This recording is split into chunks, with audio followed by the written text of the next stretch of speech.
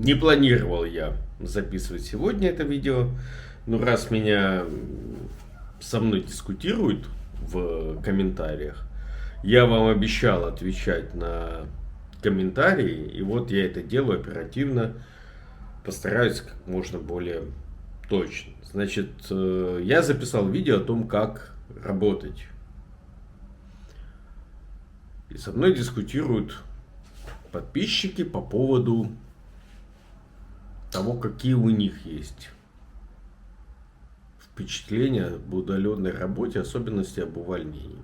Но пока я вам не рассказал свой опыт удаленной работы в разных компаниях, прошу и вас подписаться, напишите мне свои комментарии, какой у вас был опыт, потому что это сейчас более популярная форма, чем до пандемии, а я работал до пандемии. И поставьте лайк, если вам понравится, ну хотя бы оцените мои усилия рассказать вам. Так, ну давайте с конца. Только что написал ответ на комментарий, более развернуто, в лицах. Я работал руководителем проекта по разработке программного обеспечения в одной из компаний стран СНГ, скажем так. По совпадению она разрабатывала софт для испанских страховых компаний. Знал бы я об этом. Что у меня было? Значит, трудовой договор у меня был в другой юрисдикции, не российской. Договор этот был как ГПХ, я бы сказал. То есть у меня не было в той юрисдикции, где эта компания, никакого ИП, да и не могло бы быть, потому что я не имел там вида на жительство. Значит, это был договор ГПХ с гражданином другой страны, то есть гражданином России, то есть со мной. Если бы дело дошло до суда, то я даже не знаю, как с ними судиться, потому что они достаточно далеко от меня. И физически, то есть где-то найти там какого-то адвоката надо было и так далее. Дать ему доверенность, все такое. А в этой компании было несколько команд, меня подключили к нескольким проектам по разработке разного софта. И мне поручили, и как бы условия оплаты были в том, что я добиваюсь определенных KPI, то есть показателей, прежде всего соблюдение временных показателей разработки и объемов функционала, который уже реализован. По сути, есть очень грубо техническое задание должен исполнять и план графика разработки. И, соответственно, я получаю пропорционально этим KPI. Как я понимаю, практически сознательно компания, может быть, потому что она не хотела платить больше, чем она платила, может быть, по каким-то еще причинам, у компании не было достаточного количества разработчиков. И вот мы проводим эти созвоны по понедельникам. И я, допустим, знаю, что в один созвон разработчик приходит, участвует, там несколько их было, а в другие он не приходит. Я своих коллегам и руководителям задаю вопрос, а почему он в один созвон пришел, а в другие не пришел? Ну и, как я понял, за некоторое время работы разработчик зашивается. Там я говорю о нескольких, условный, один или несколько разработчиков. Они просто физически не могут участвовать во всех проектах, поэтому условно, вот он схватился за что-то, что-то делает, там получает сколько-то, может быть, больше всего получает в этом проекте. Я же не знаю, какая у него там схема мотивации, почасовка или там, не знаю, по количеству строчек кода или еще реализованному функционалу, какие у него KPI. В общем, получалось так, что у меня там 3 созвона, 3 проекта, в один он пришел, в другой пришел другой, в третий пришел третий, и получается, что там тестеры сидят, а, собственно, те, кто должны писать код, их все время недоборы, и я не могу выполнить свои KPI. Потому что я как проект завишу от воли и желания и способности работать других людей. Я не могу прийти ему напинать, потому что он от меня в 1000 километрах находится, этот разработчик. Что получилось? Я поработал, понял, что те деньги, которые мне обещали, я никак не могу заработать. Ну и я через какое-то время прям сам добровольно оттуда уволился. Ну а смысл сидеть, если ты из месяца в месяц видишь, что ситуация есть, ты ее эскалируешь, ты сообщаешь своим работодателям, что, ребята, мы не можем разработать то, что вы от нас просите в те сроки, потому что не хватает ресурсов, людей. Тебе говорят да, и ничего не меняется из месяца в месяц. Ты просто понимаешь, что компанию устраивает такая ситуация, они не в состоянии или не хотят ее менять. Ты уходишь сам. Вот один опыт. И было очень обидно, потому что ты первый месяц ты как бы думаешь, вот, все сложится, а потом ты понимаешь, что и не сложится. Так, дальше. Еще очень важная вещь. Наверное, в самом начале надо было это сказать. Я глубоко убежден, что за исключением очень маленького слоя сверхвысококвалифицированных сотрудников на удаленке, ну, каких-то там senior разработчиков, каких-нибудь там топ-менеджеров и так далее, все остальные удаленщики в основном получают либо по рынку, либо ниже рынка. Такой мой вывод исходит из простой логики. Если твою работу, вообще какую-то работу можно портировать в интернет, то есть ее можно выполнять удаленно, то ты должен соревноваться со всем миром. У тебя нету одного из преимуществ то, что ты находишься, вот как я сейчас нахожусь, в пригороде Бенедорма. Нет. Я с таким же успехом могу заниматься своей вот этой ОСИНТ расследовательской работой и из Казахстана, из Казахстана не могу, потому что мне страшно так близко к России находиться. Хорошо, ладно. Из Великобритании, дорогая страна, дешевле, из Аргентины, из Австралии, из Новой Зеландии, из Японии, да откуда угодно.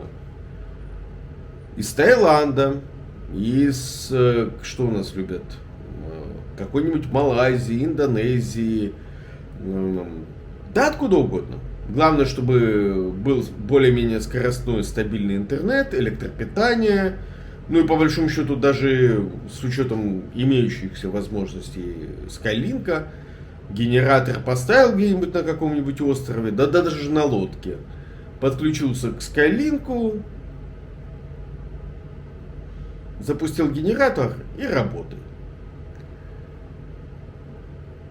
Преимущество того, что я нахожусь в какой-то определенной точке планеты Земля, либо там, где находится работодатель, либо плюс-минус в одной временной зоне, у меня на удаленке нет. Я работал на американскую компанию и работал до 5 утра, потому что мне нужно было работать по американскому западному времени. Это была моя проблема, что я работаю до 5 утра. Потому что я находился в горячем ключе Краснодарского края. Работодатель хотел, чтобы я работал с ним по одному и тому же времени. Вот, не хочешь, можешь не работать. Опять же, по поводу денег. Допустим, гипотетическая IT-компания, гипотетический стартап в Калифорнии. У них, допустим, бюджет на разработчика $5000 в месяц. Калифорния дорогая страна, Штаты тоже в принципе, неплохо платят разработчикам. Ну вот у них $5000. Потому что они учитывают, что человек там находится очно в Калифорнии, платит налоги и так далее. За эти $5000 они могут нанять 2 для гарантии разработчиков в других странах, не таких дорогих, как Калифорния. Почему 2? Потому что один, поскольку он на удаленке, и как бы не очень подконтролен, то есть удаленка это риски и для работодателя тоже. Потому что удаленный человек может просто, удаленный сотрудник может просто пропасть. Был на связи, бах, пропал. Ну, все может случиться. Может заболеть, может умереть, могут убить, может перейти на другую работу, где ему предложили больше, и просто не посчитать необходимым попрощаться. Да что угодно. Ну, ты не контролируешь человека, ты его не видишь, и вообще он для тебя достаточно виртуален. Поэтому за эти деньги можно нанять 2 разрабов. Они будут сидеть у тебя где-нибудь в Индии, в Пакистане, в Новой Зеландии. Да, я, кстати, удивительно узнал недавно, ну, относительно недавно, да, как минимум лет 5-6 назад новозеландцам платили меньше даже, чем австралийцам. Для меня это был шок, что они так мало зарабатывают. Ну, по сравнению с австралийцами, например. Или даже, ну, и с европейцами. Так вот, и когда у тебя 2 разработчика вместо одного, по $2000 ты им платишь, и еще 1000 экономишь. Выгодно? Выгодно. Риски есть? Есть, но поскольку у тебя 2 разраба, то у них несколько перекрывающийся функционал. Один другого страхуют, работают в команде. Ну, соответственно, если один отвалился по каким-то причинам, ну, второй его поддержит. Но у тебя экономия $12000 ежегодно. И люди эти, которые, допустим, сидят в Таиланде, для них $2000, ну, хорошая зарплата. Поверьте мне, $2000 и в Испании хорошая зарплата. Что тут в основном я вот смотрел вилку зарплат очных, когда тебе нужно ездить в офис. В Барселоне вилка зарплат до налогов у каких-то айтишников, ну, скажем так, начального уровня, типа техподдержки, от 23 до 30 тысяч евро в год. Ну и, соответственно, минус налоги, как я понимаю, минимально нужно вычитать не меньше 11%, а так шкала динамическая, получается не так уж и много на самом деле. Ну, где-то там от 1300 до 1800 евро максимум. Я думаю, что 1800 не получится, потому что чем больше зарплаты, тем больше налоги. Так что $2000, да где-нибудь полученные на карточку не в Испании, ну, заплатишь, что не заплатишь, налоги это уже твоя ответственность. В принципе, работодателя на удаленке это не беспокоит. Это ты должен, как там, цифровой кочевник или кто-то, или как аутономо, платить эти налоги и сам нести за это ответственность. Вот. Второй мой опыт.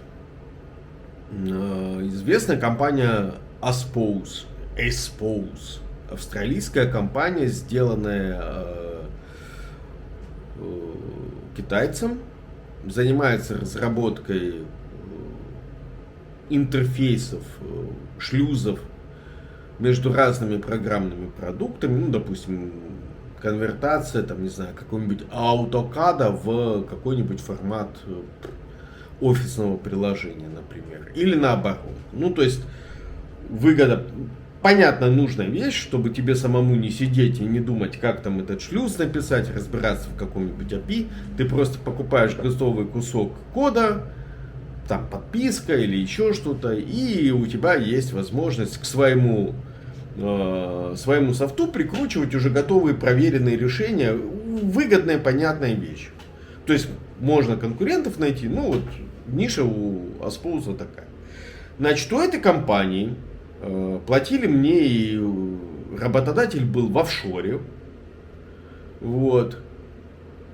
Опять же, не российский работодатель, не в российской юрисдикции, в юрисдикции одной из карибских стран.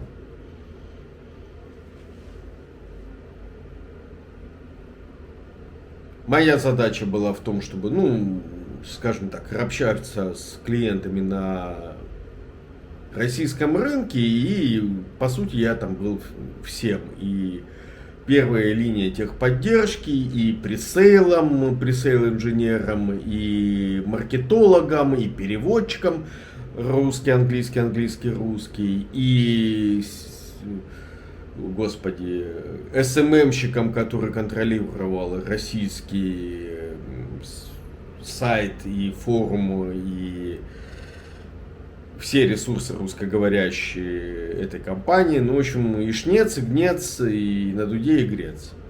Вот, партнеры у меня были по этой работе. Часть сидела команды в Новой Зеландии, а у нас с ними часов 6-7 разницы. И пакистанцев было много. Вот. У пакистанцев, кстати, отличный английский язык письменный. Отличный. Их учат с детства английскому языку, как и индусов. Это язык межнационального общения в Пакистане, потому что там много разных племен. Английский письменный у них отличный. Устный, кровь из ушей. Такой жесткий акцент у них. Ну вот я работал в этой компании, у меня было 100-500 удаленных всяких доступов, я ранил какие-то ресурсы для российского сегмента, но они все равно все хостились не в России. То есть, собственно говоря, все мое рабочее место, оно было удаленное, и я особо не контролировал никаких ресурсов, то есть на территории Российской Федерации вообще ничего не было. И вот я там работал, чего я там только не делал. И с клиентами общался, и с продажи обеспечивал.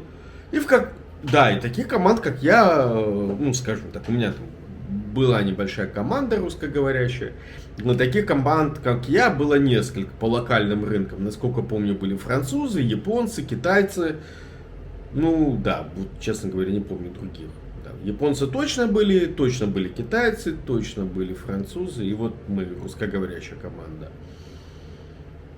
Проработал там несколько лет, и в какой-то момент китаец, этот владелец этой компании, встал не с той ноги. Я утром просыпаюсь, Австралия раньше поднимается, просыпаюсь утром, у меня в процессе, то есть в этот момент я там продлевал кому-то какие-то контракты, помогал, собирал какие-то отзывы на каких-то услугах. То есть работа кипела, была прям в самом разгаре. Просыпаюсь, опа, не работает удаленный доступ, ни к чему. Что за фигня? Речь еще о временах до 2020 года, до пандемии. Что за фигня? Пишу своим кураторам. Типа, что происходит? И они мне достаточно вежливо говорят, ну что-то он с утра поднялся и говорит, да пошло на все эти, ну как мне объяснили. Типа он решил закрыть все локальные рынки. То есть он решил сэкономить. И примерно решение выглядело так, что если люди не говорят по-английски, то это их проблема. Пускай говорят по-английски. И мы будем продавать только тем, кто говорит по-английски. Вот. Поэтому команды по локальным и языковым рынкам не нужны. Все. Доступ у меня пропал. Мне заплатили компенсацию какую-то, там, ну, условно говоря, за 1 или 2 месяца выплатили авансом зарплату. И бизнес прикрылся. Вот вам еще пример удаленной работы. Платили ли мне много? Нет, мне не платили много. За этот объем, ну, то есть я получал примерно по рынку. Как если бы я сидел, ну, наверное, в Москве, да. То есть платили мне выше, чем платят за аналогичный объем работы в Краснодаре, но не выше, чем в Москве. Менеджеру среднего звена, скажем так, платили.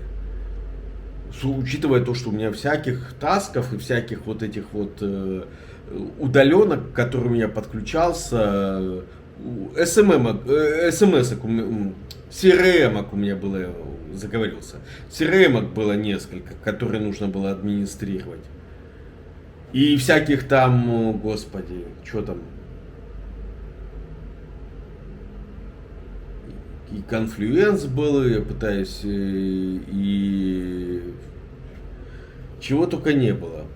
То есть всяких систем, к которым я подключался, целый зоопарк был. И мне нужно было со всеми ими и Joomla, и WordPress, и Drupal, и чего там только не было. И Confluence был, и еще что-то там. Ну и всякие Slack, Trello, также на... Да, всякие системы организации работы, их много было, с которыми я работал, это всем надо было пользоваться, везде там шла переписка, Окей, Trello, да, по-моему, так называется, аналог Slack. Что-то велось в одном, что-то велось в другом, какие-то там проекты там, разные департаменты, то есть продажники в одном вели проект, техподдержка в другом вели проект, маркетологи в третьем, и этому мне нужно было и тем, и тем, и тем пользоваться, потому что я с разными командами работал. Окей. Давайте еще удаленный доступ. Про американскую компанию я сказал, про удаленную работу. Американская компания, первое, да, работать нужно по американскому времени, по времени западного побережья. Уже не очень удобно, потому что, поверьте мне, если ты в 5 утра заканчиваешь рабочий день, ты такой, вот такой вот возбужденный, еще тебе надо подуспокоиться, вот ты подуспокаиваешься, и где-то к 7 утра, ты там попил, поел, покушал, успокоился, хорошо, к 6:30. У тебя начинается ночь.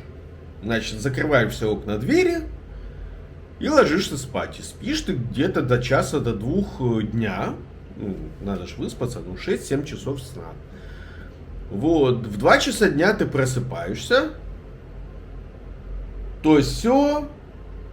И ты где-то к 5 вечера только выдвигаешь, к 3-4 вечера ты выдвигаешься по каким-то делам, своим личным, продукты купить, а тебе уже скоро-скоро надо начинать работать. Понимаете? То есть получается, что у тебя рабочего времени с остальными людьми очень мало. И ты в это время, ты же не будешь в 5 утра после того, как завершил работу, включать перфоратор и что-то там долбить. И копать ты не пойдешь в 5 утра на улицу. И шашлык не пожаришь в 5 утра. А когда ты встаешь в 2 часа дня, у тебя с 2 до 5, до 6 время. Что можно там какие-то дела поделать, в смысле бюрократических.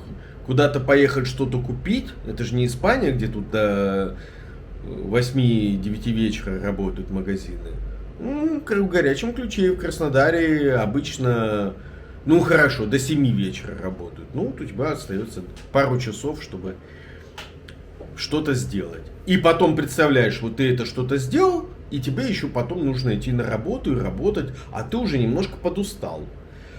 У нас же обычно как выглядит график рабочий? Ты проснулся, поел, попил, побежал на работу, работаешь, потом работа закончилась, и еще у тебя есть время, когда все остальные не спят, и ты можешь что-то делать. С удаленкой, когда у тебя 12 часов часовой разницы,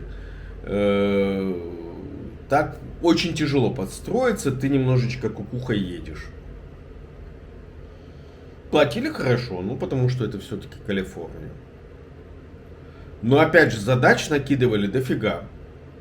Чего я только там не делал в этой фирме. И инженером по тестированию был, и техподдержка, и пресейл, и опять же, все. И статьи писал, и мануалы какие-то, опять же, знание языков. И созванивал, естественно, значительная часть работы была созвон с американскими клиентами, разговаривать с ними. То, что я не американец, они понимали, в смысле, не англосакс. Какой-то акцент для американцев это не критично было. все-таки Америка, там полно мигрантов. В этом плане хорошо, потому что американцы не так требовательны к чистоте языка. И тоже пришли к тому, что какое-то время я работал. Договор у меня опять же был не в российской юрисдикции, по-моему, Невада, если я не ошибаюсь. Это было лет 10 назад. Да, по-моему, в Неваде был, в Лас-Вегасе контракт подписан. Ну, там тоже типа офшорная зона, только внутри США. Какие-то минимальные налоги платятся. Несколько таких в Штатах есть мест. Делавэр известный, Невада. Вот. Ну, то уволили вообще без вопросов. То есть работал, потом в один день тоже так же все прекращает работать, удаленный доступ. И, собственно, мы спорили с подписчиком, а почему тебя могут уволить? Ну, самое простое, что вот компания просто в открытую считает, что ей неинтересно продолжать в этом направлении, допустим, с тобой, или вообще направление закрывает, и тебе прямо говорят: давай по соглашению сторон разрываем отношения. Это, кстати, один из самых неплохих вариантов. Тебе обычно так платят компенсацию, ну там 1, 2, 3 месячных зарплаты наперед, чтобы ты мог найти работу. У тебя остаются хорошие отношения с работодателем. Он, если ты хорошо работал, может тебя рекомендовать на другое место, то есть ты можешь давать свои контакты. Это очень важно для западных компаний, иметь контакты с предыдущим работодателем, чтобы спросить его, как, типа, хороший, плохой и так далее. Кого вы можете, кто ваш рекомендатель. Но мог же бы по-плохому. Могут создавать искусственные сложности. Или, допустим, вот как и с этой СНГ компанией, сложности были осознаваемые работодателем, но он не хотел эти сложности менять. Его устраивало, что, допустим, он мне просто не платит, и у него экономия на том, что он и мне не платит, и у разрабу не платит, но какой-то результат у него есть. То есть в чужую голову же не залезешь, особенно когда у тебя нет общения, то есть ты как-то в собственном соку. Да, и в чем недостаток разработки? Вот. Отсутствие личного контакта, отсутствие невербальной лексики, то есть ты только вербально общаешься, как правило, отсутствие вот этого, знаете, эмоционального поглаживания, когда ты в одном коллективе шутишь, не знаю, флиртуешь, еще что-то. Все-таки работа в коллективе это не как мы типа в одной стае, мы в одном племени, вот мы тут одна банда. Это несколько другое. Там есть и плюсы, есть и минусы, но все-таки мне кажется больше плюсов. Хотя бы плюс в том, что основной плюс, то что ты, если находишься в Москве, то тебе будут про рынку Москвы платить, по идее. Потому что люди же понимают, что ты же в Москве, ты до хрена времени тратишь на то, чтобы добраться, у тебя определенный уровень цен. А то я, извините, на одну работу не пошел, я там не стал работать, нужно было в техподдержку идти. И вот я конкурировал по стоимости жизни и по уровню зарплат с белорусами. Опять же, до пандемии это было, по-моему. То есть вот белорусы готовы были работать за половину от той стоимости, за которую я готов был работать. Все-таки горячий ключ и Краснодар дорогие места.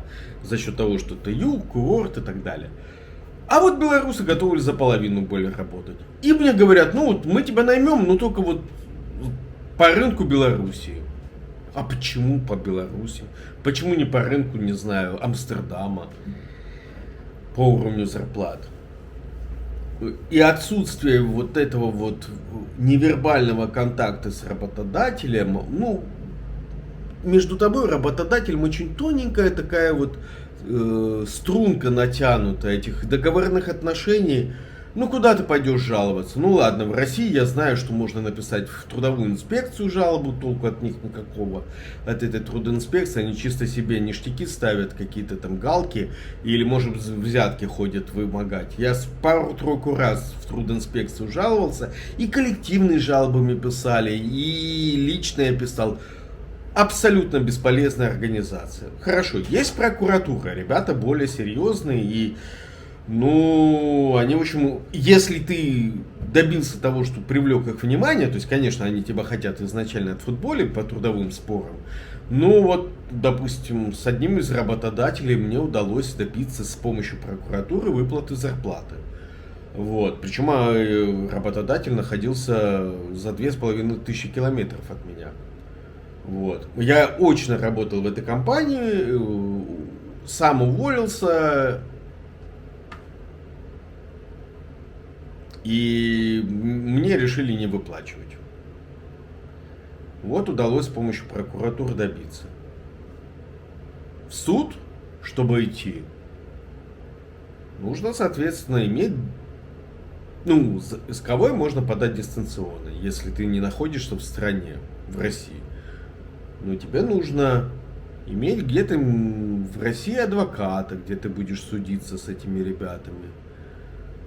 Соответственно, должна быть доверенность на этого адвоката, чтобы он представлял твои интересы. Или какая-то фирма. То есть и сразу это уже денежные расходы, и неизвестно, выиграешь, не выиграешь этот суд.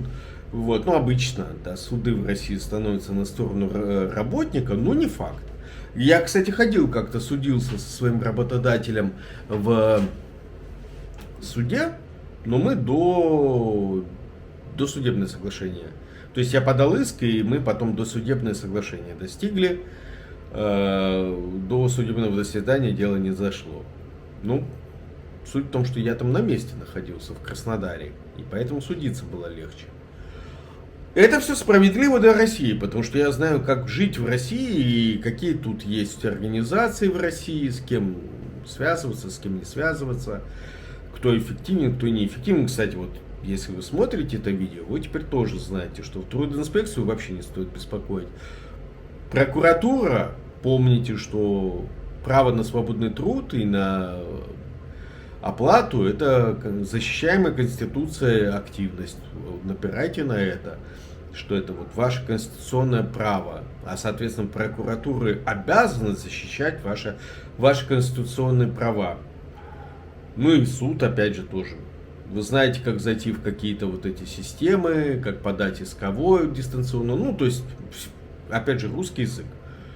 А представьте, что у меня, допустим, трудовой контракт с, ну, гипотетически, с Кюрасао. Есть такой островок в Карибском бассейне. Насколько понимаю, официальный язык там голландский. Какие там действуют законы, какой трудовой кодекс, я понятия не имею.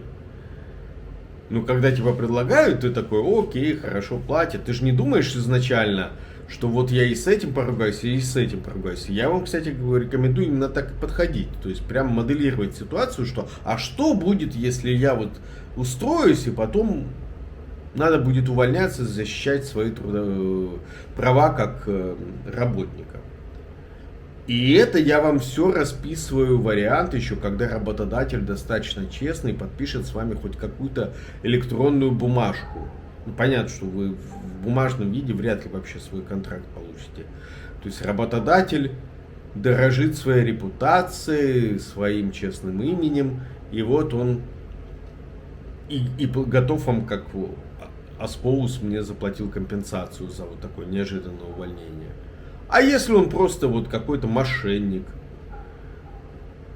и находится даже не там, где вы думаете он находится, и вы с ним дистанционно договорились о чем-то, а он, допустим, просто собирает ваши паспортные данные для того, чтобы сделать из вас дропа, оформить на вас какую-нибудь фирму и навешать на вас каких-нибудь обязательств, а вы об этом даже не узнаете, потому что вы присылаете свои паспортные данные и прочие документы, думая, что вас возьмут на удаленную работу, допустим, техподдержку.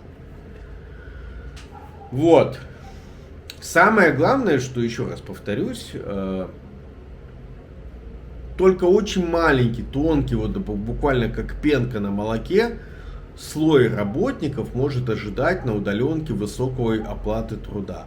Остальных, ну, вы всегда должны помнить, что вместо вас в любой момент, вы даже этого не узнаете, может прийти любой другой работник.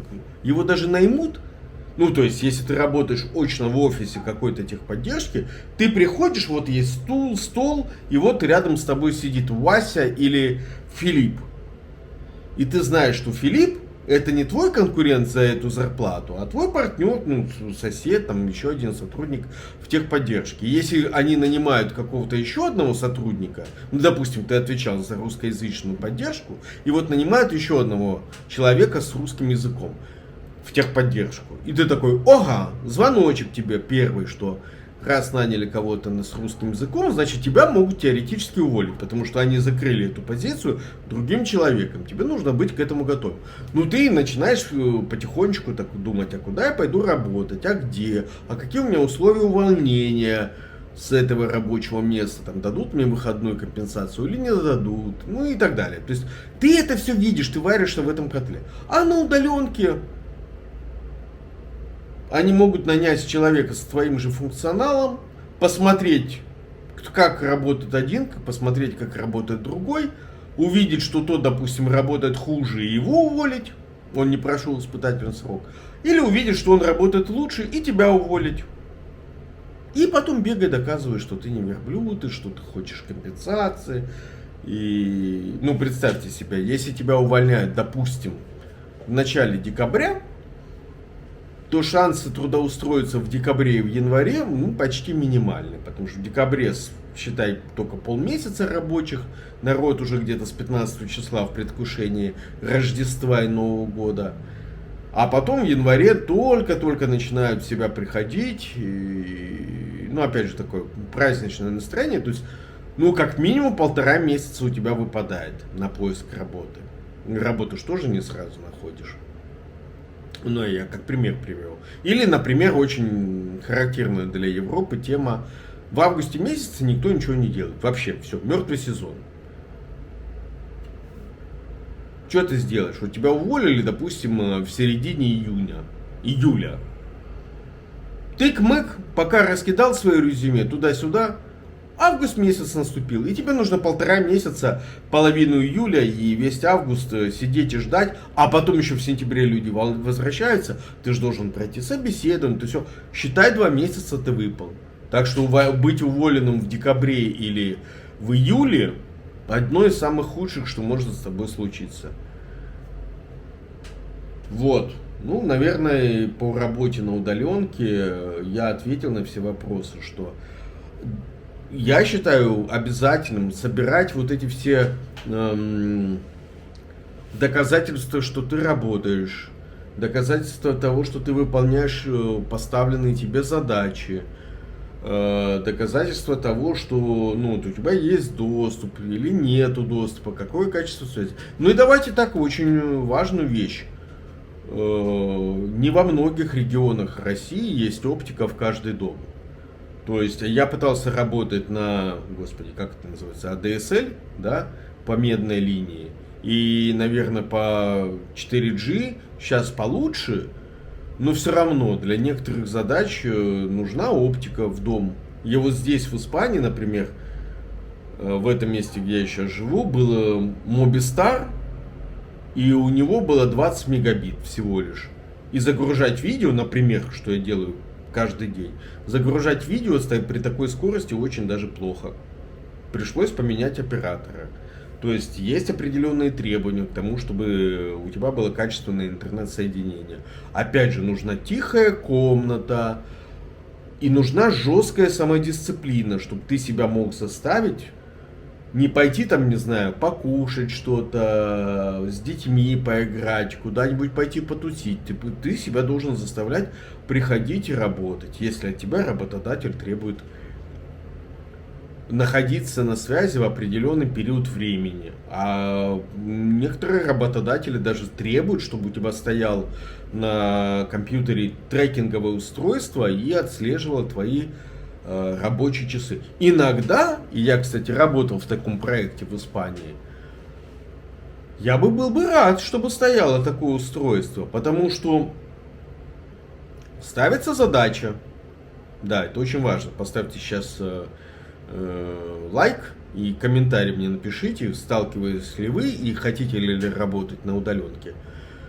Конкретный пример из моей жизни. Мне ставится задача выяснить то-то, то-то, то-то, вот такую-то, такую-то информацию, расследовать.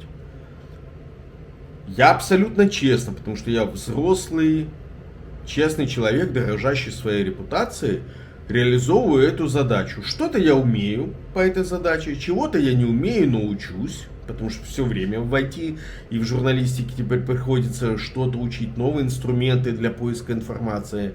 Какие-то там закрываются возможности, какие-то открываются. Ну вот, я трачу определенное количество времени. Трачу, допустим, день, два, три, неделю. Что-то нахожу, ну по чуть-чуть. Но время-то я трачу, а все это время я кушаю, пью, писаю, плачу за аренду. Жить-то мне на что-то надо, я же не ради работы работаю, я ради жизни работаю. Неделя прошла, я нашел очень мало информации. Что-то нашел, то есть не совсем нулевой результат, но не тот, который постановщиком задачи ожидался. И вот я постановщику задачи демонстрирую результаты и говорю, я потратил 1 неделю, 5 дней по 8 человека часов. Вот, вынь да положь, умножь на ставку часовой оплаты, вот столько-то денег мне надо. Демонстрирую, что вот я один скриншот сделал в этот день, один скриншот в этот день, то есть показываю динамику выполнения задачи по дням. Ну, чтобы он видел, что я действительно все эти дни занимался этой задачей, а не сделаю ее за час. И потом все остальные дни просто тусил на пляже, там, ну, не работал.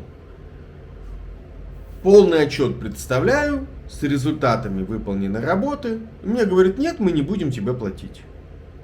Слишком дорого. Так, секундочку, ребята. Я с вами же не договаривался как контрактор, что я выполню эту работу, ну, условно говоря, не по 15 евро на руки за час, что в общем очень маленькая ставка для Испании. А допустим, я выполню эту, ну, то есть, как был бы я контрактор, аутонома, ИПшник в Испании. Если бы мне поставили эту задачу, я бы сказал, хорошо, я выполню эту задачу за, ну, условно говоря, 1500 евро. Но я гарантирую выполнение этой задачи, вот в таком-то минимальном объеме. Если мы договариваемся, я ее делаю. Если мы не договариваемся, значит, я ее не делаю. Я же получил задачу как сотрудник, которому платят по часам. То есть, вот сколько он отработал, столько он и получил. По часам. Вне зависимости от результатов выполнения задачи. Нашел я всю информацию или не нашел. А мне же на лету меняют условия и говорят, а вот ты не дал того результата, который мы ожидали.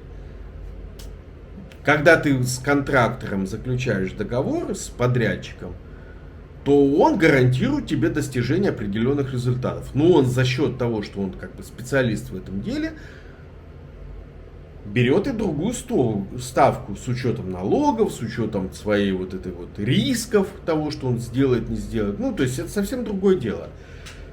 Работник продает свои часы трудового времени, а контрактор продает результат, в моем понимании. Я могу ошибаться, ну, напишите, если я ошибаюсь. Когда ты нанимаешь работника, он приходит и с 8 до 5 месит тесто, закладывают его в форму. Но если ты привез плохую муку, недостаточно сахара привез, если у тебя технология плохая приготовления кондитерских изделий, то работник, выполнив свою работу, может испечь невкусные кексы, например. Не все от него зависит. Он свое время потратил, он продал тебе свои человека-часы. Свои скиллы по замешиванию теста, по раскладыванию по формам и так далее. Он продал себе свой труд. Но он не гарантировал тебе, что кексы будут вкусные, потому что не все от него зависит. А если ты нанимаешь какую-нибудь хлебокомбинат, то ты, во-первых, пробуешь изначально у него образец кекса, что он вкусный, и говоришь, вот мне таких кексов еще 300 штук к такому-то времени. Но хлебокомбинату ты заплатишь больше, чем работнику.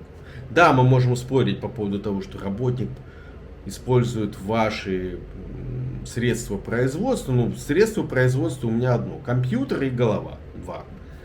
Компьютер и голова, интернет. Ну, 3 считайте, да. Ну, вообще-то, если по-честному, то только одно. Голова. Вот. Компьютер я могу менять и так далее. Вот такая вот ситуация с удаленной работой и с тем, что у тебя с работодателем может возникать недопонимание.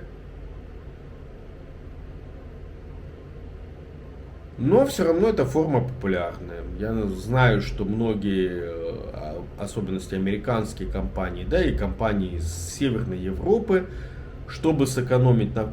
Цель-то удаленной работы, ребят, давайте задумаемся, в чем цель в результате. Цель работодателя в том, чтобы экономить. Чтобы он мог выбрать лучшего сотрудника за меньшие деньги. Цель не в том, чтобы вам дать возможность работать в трусах и в майке из дома на побережье теплого океана, а цель в том, чтобы работодатель платил меньше денег за работу такого же или лучшего качества выполненную. Вот в чем цель. У дистанционной работы есть свои минусы для работодателя, но прежде всего риски с тем, что удаленный работник может резко потеряться, перейти на другую работу, заболеть, умереть, переехать, отключили интернет, выключили свет, что угодно может случиться. А работодателю нужно все равно эту задачу реализовывать. А где он там вот так вот пошел на биржу фриланса, тоже нет гарантии, что он сразу найдет там кого-то. А если найдет, то может быть по более высокой ставке. Ну и, соответственно, удаленный работник может просто не справиться с этой работой. Потому что ты ему ставишь задачу это сделать, и ты не знаешь, он делает ее, или он целую неделю, ну ты же не каждые 5 минут его спрашиваешь, ты сделал, ты сделал, ты сделал, ты сделал. Нет, ты ему поставил задачу, и вот ждешь. Допустим, договорились, что он даст вам какой-то результат через пару дней. А он его не дает. Считай, ты пару дней потерял, тебе нужно найти другого или ждать от этого. Ну, то есть для работодателя это прежде всего в риске того, что задача не будет исполнена в том объеме, в те сроки, как они договаривались с работником. То есть удаленка это благо для работника и работодателя, когда оба ответственные, чистоплотные, дорожат своей репутацией, соблюдают подписанные документы, готовы платить. Ну и риски, вот, с которыми столкнулись многие россияне, отключили Россию от международных систем платежей. И что ты сделаешь? Я сам с этим столкнулся. Отключили, а у меня был работодатель в одной стране НАТО. Не скажу в какой. А может быть, я вообще это придумал. А то мне сейчас вкатит иноагентство за то, что я признался в этом. Нет. Это моя такая фантазия, я во сне ее увидел. Ну вот если бы он был, этот работодатель, в одной стране НАТО, вот, то представьте себе, наступает там март 22 года, а оплатить он никак не может. И если раньше он просто отправлял платежи какие-то там по свифту, и они доходили до российских банков, то с 22 года уже нужно что-то придумывать. А я там, допустим, ему один такой вот в России. Ну не будет огромная компания мирового имени ради меня одного придумать какие-нибудь финты ушами. А как мне заплатить? А может быть я открою карточку где-нибудь вне российской юрисдикции? Ну и... Да, ты винтик в системе. Им проще нанять чувака из страны, где международные платежи приходят, ну, тот же Казахстан. Ну, если они там более-менее тобой дорожат, тебя предложат переехать в другую страну, открыть карточку в другой стране, ну, как-то путем переговоров тебя сохранить. А если компания огромная, как Маховик, то они просто тебя пережуют, выплюнут и не заметят. Поэтому я все-таки, может быть, в силу возраста, склонен считать, что даже в IT, даже в образовании, многие работы лучше исполнять очно, а не удаленно. Но удаленка, безусловно, есть перспективы с расширением инструментариев, с, так сказать, большей адаптацией общества к этой форме труда, выработке некой бизнес-логики, работать вот в парадигме удаленной работы, без скидков, без обмана, с любой стороны, со стороны работодателя и со стороны работника. Перспективность у этого направления есть. Все, ставьте мне лайк и подпишитесь, пожалуйста. Очень хотелось бы набрать до конца года 10 тысяч подписчиков. Поэтому расшарьте это видео, поставьте мне подписку, подпишитесь на меня и поставьте колокольчик, чтобы все уведомления к вам приходили авансом. Обещаю, в следующем году видео будет еще больше. Поэтому подписка обязательно. Все, всем пока.